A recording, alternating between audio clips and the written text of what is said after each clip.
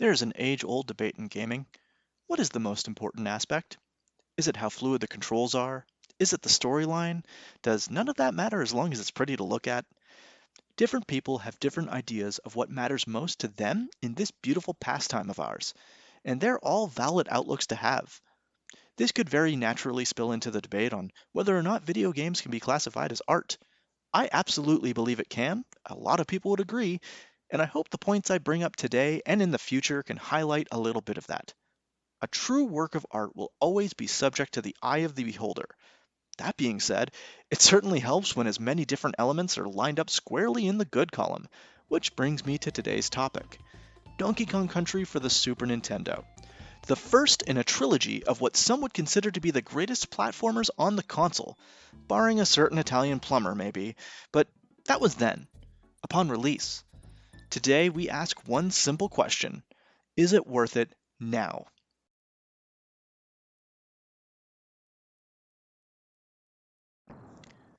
I will always be the first to admit a certain bias when it comes to mascot platformers. I play a bit of everything, but chances are I'll binge a few platformers whenever there's spare time. They're really easy to jump in, play a couple of levels, and jump out. It helps that they all play nearly identically, so there's very little learning curve too. Donkey Kong Country is one such mascot platformer. Released in November of 1994 by Rare, one of the more prolific companies in the mid to late 90s, DKC can very easily be labeled as a top contender for one of the greatest of all time. While Mario, I think, will always be seen as something of an originator in the platformer space, and Kirby became highly focused on power-ups and exploration, Donkey Kong Country took elements of what came before it, poured it all into a pot, stirred it all together, and cooked it to damn near perfection. In other platformers, you'll have a load of information on your screen at once. Your life bar, life total, a score, maybe an extra power-up you can activate at any time, and a timer so you know how much time you have left to get to the end of the stage before automatically dying. Donkey Kong Country has none of this cluttering your screen. You have the level itself and your character. When you collect any bananas, this game's version of Mario's coins, complete with getting an extra life after collecting 100, you see that calculated at the top. Same when you gain or lose a life, or one of the game's collectibles. But the important part, the level itself, you, and all the hazards along the way, that takes precedent. All the extra fluff only appears when necessary, only for a few seconds, and then back it goes off screen, leaving you to concentrate on the level itself. I always turn to the Donkey Kong Country series as a perfect example of what the full potential of a platformer could be. Namely, a few things to collect along the way, enemy placement that fosters trial and error that is not frustrating, and a constant sense of movement. Let's go over each of these things individually, shall we? Few things to collect. In Donkey Kong Country, you have bananas instead of coins, you have extra lives along the way as most games of its ilk have. You can also collect throughout the level the 4 letters that spell Kong to gain an extra life, as well as animal tokens. We'll be talking about the animal buddies in just a sec, but to briefly summarize here, each animal buddy except Squawks gets their own timed bonus level where you collect tokens in the shape of said animal buddy, and once the timer runs out, you get an extra life for every 100 tokens you collected in the stage. The animal buddies are essentially this game's power-ups. Instead of changing what Donkey and Diddy Kong can do, you crack open a crate with one of these other creatures and can ride around on them for the rest of the level. They act not only as an extra way of traversing through the levels, but also an extra hit. You get Rambi the Rhino, who can charge through obstacles and break through some of the walls leading to bonus areas. Espresso the Ostrich, who is tall enough to avoid some of the smaller enemies and gives you an extra long jump to go across long distances. Winky the Frog, giving you a higher jump and allowing you to hit bees from above, and is also the best animal buddy ever. Unguard the Swordfish, making the swimming sections easier and being your only mode of offense in the underwater levels. And finally Squawks, a parrot who is in exactly one level and serves to light up a cave. The enemy placement and constant sense of motion, well, these things go together really, really well. To me, a platformer is at its best when you are always moving forward, constantly moving towards the end of the stage. Having enemies lined up in such a way that you build up speed or can chain certain moves together. In Mario, this started happening in some of the more modern titles, but Donkey Kong Country had this one right from the beginning. You'd get a set of 3 naughties, the little beaver things. You roll into all three and jump at the right time, and you just shoot forward into a barrel that is set to shoot you even further. I never played Sonic the Hedgehog, which chances are is something I'm going to be rectifying in the not too distant future, but I would imagine the same thing applies into that game as well. Like most platformers, at the end of a set of themed levels is a boss that needs to get smacked around. In Donkey Kong Country, they are mostly modeled as larger versions of normal enemies that you face on a regular basis. You got a giant beaver, a giant vulture, a giant bee, a giant beaver with a different color, a giant vulture with a different color, and a giant metal can that shoots out regular-sized enemies. The bosses, I can't hide it, the bosses are not very good here. You just bop up on the head, avoid their hops or pellet shots, and in the future, the Donkey Kong franchise didn't really improve on this. The bosses do not get much better. They exist, they're serviceable, it works. I can't hate it too much since when do you find memorable boss fights in a platformer? Mario games, you just bop them on the head 3 times. Kirby, you get enemies to suck up and shoot back at the boss. After a set number of hits, DKC's bosses go down, leading to the next area of themed levels. You got your jungle, your icy mountains, your factory. Presentation-wise, this game definitely still holds up. Character models on both our heroic primates and our villainous Kremlings look superb, and the backgrounds scroll through in such a way that I find incredibly satisfying. Back in the day, this was arguably one of the best looking games on the system. In fact, it was something of a technological marvel. With other games sticking to a strictly 2D realm, this game had fully rendered character models with somewhat realistic movements and backgrounds that also still hold up. Then there's the legendary music.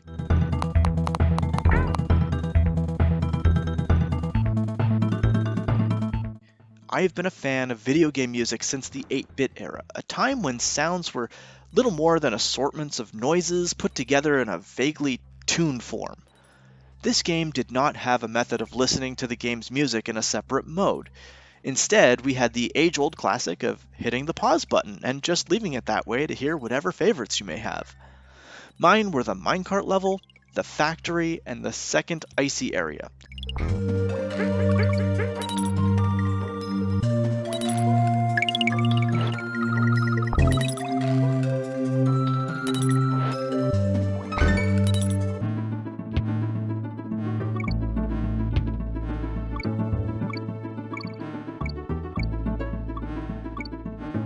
The last one actually only appears in one level, the second level of the Gorilla Glacier world. I think my favorite aspect of some of these songs was actually the length of them. Back in the early era of game soundtracks, each tune would loop after about 15 or 20 seconds, and if a particular level got long enough or you had to repeat the stage multiple times, well, it wouldn't take long to memorize a particular tune. In Donkey Kong Country, each stage theme is quite long for a Super Nintendo game, to the point where it's almost like there are 2 different songs going on at the same time, even though it's just 2 parts of the same song. Take the cave theme, for instance.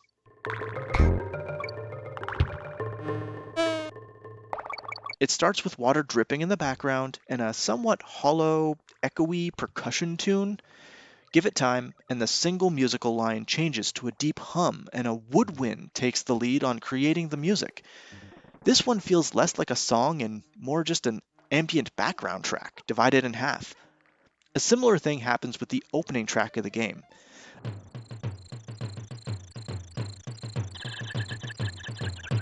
Another YouTuber by the name of King K describes it quite nicely, how it starts with just jungle noises and moves up to a full-on bouncy beat.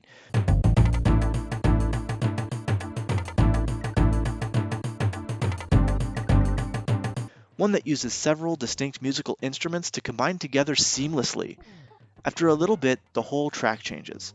Different instrumentation, different tempo, switches from a major to a minor motif. Once again, almost like an entirely different song. I'm a fan of a lot of different aspects of gaming, but music in particular is something that almost always triggers the nostalgia in my head. I close my eyes, imagine a certain song, and I can be transported to a time in my life where that game played a part, or the memory of certain people who've had a profound effect on my life. Music can be an incredibly powerful art form, and video game music Even retro video game music is definitely something that has earned my respect. The music in Donkey Kong Country, in my mind, is definitely up there with the greats. Now, where to begin with memories?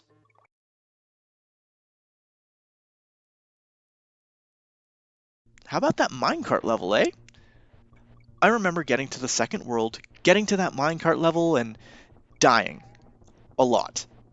My age was in the single digits at the time, and while I've always loved video games, I'm not good at them. Days upon days of trying to memorize the enemy and obstacle placement.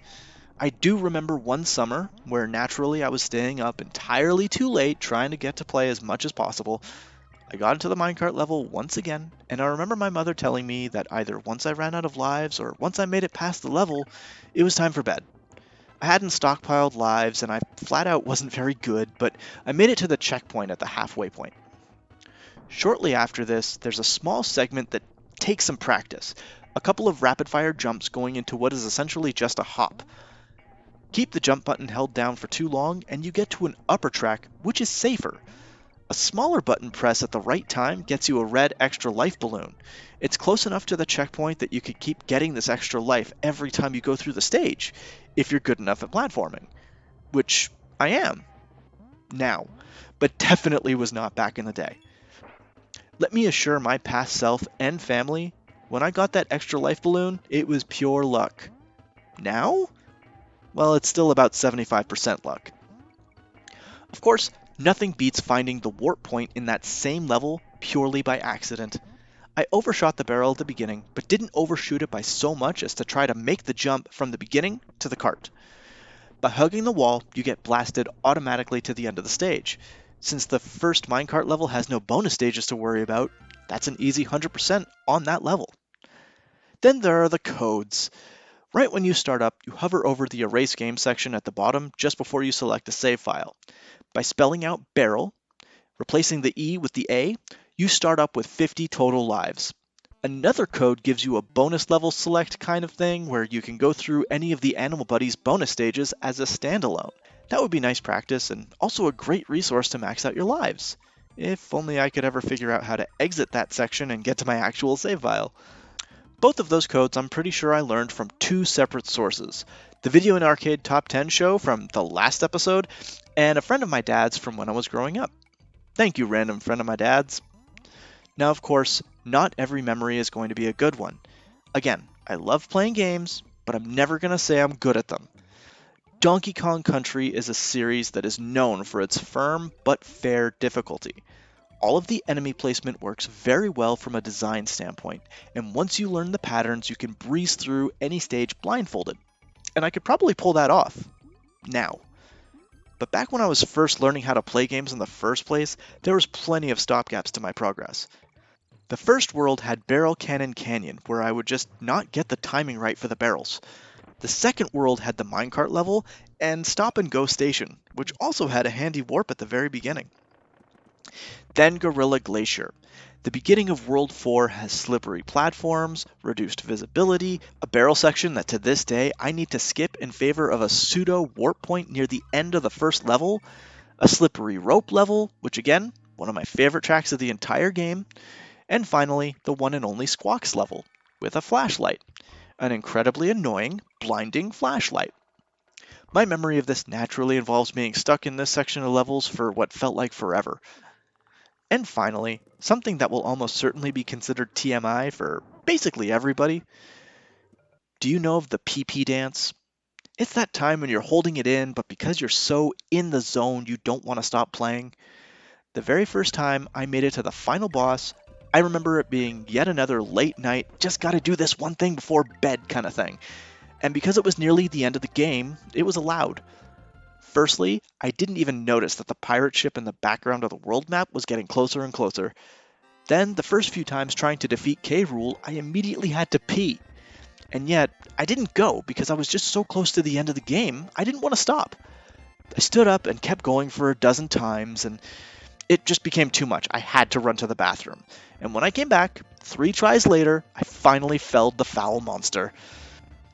Which is as good a time as any to talk about the final boss.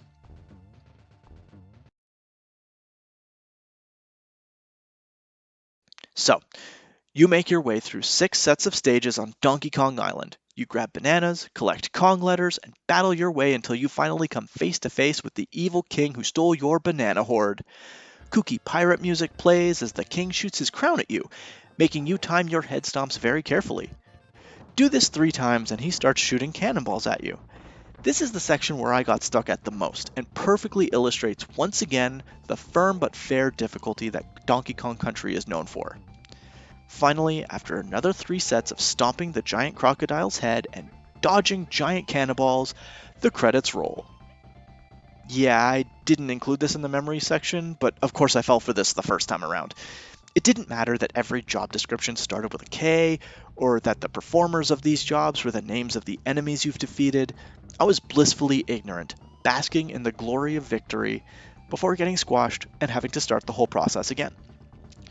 The final boss is not difficult, especially in comparison to later K. Rool boss fights in the SNES Country trilogy, but it perfectly encapsulates the character, the jaunty tune, the pirate atmosphere. It's a fitting conclusion to an incredibly solid platformer experience. What about the achievement list? Well, this is where things get interesting. Donkey Kong Country has gone through many revisions over the years. If you check out my profile, you'll see that I technically have a mastery badge for this, but I'm also missing about a dozen achievements. The set has a good mix of things. You get points for making it to the end of each world, and then 2 separate alternate achievements, one for 100%ing the world, and the other for collecting all the Kong letters in that world. Because there's no way of saving the information for which levels you grab the Kong letters, you need to do that one all in one play session. I've always appreciated the added wrinkles to point getting. Then there are the interesting ones, namely, ending a level with a certain animal buddy. Arguably the most difficult is crossing the exit line with Rambi in Oil Drum Alley. The home stretch of this level requires some of the most precise platforming of the entire game. One wrong move and it's a long way down. An addition after I finally 100%ed this one is getting a certain number of extra lives while doing the Animal Buddy bonus stages. On the one hand, it was missing from the original set, and I always appreciate when a set pulls every part of a game together, giving you the chance to see parts that you may not have actively looked for before. I'm looking directly at you, random warp points. On the other, well, the Rambi stage in particular has a glitched out timer that goes about twice the speed of all the others. Maybe one day I'll revisit this game, just for that, but not anytime soon.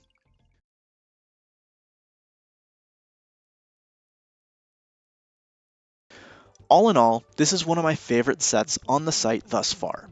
With all the warps, different challenges, and even hidden details that you may not have known about on a casual playthrough, the set feels complete, and like the game itself, the challenge is firm, but fair.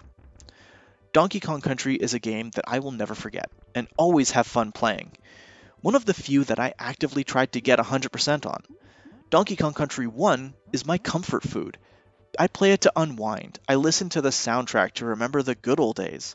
I own this game on several different platforms and can drop in and out of any level and feel like I haven't skipped a beat. More than nearly any other game I have ever played, when I'm sick, when I'm depressed, when I'm bored, Donkey Kong Country is there for me. Beyond that, however, the level design is good, the music fits the atmosphere, and it is one of the most beautiful games in the Super Nintendo lineup. I can say with the utmost certainty, the first Donkey Kong Country is worth playing to this day.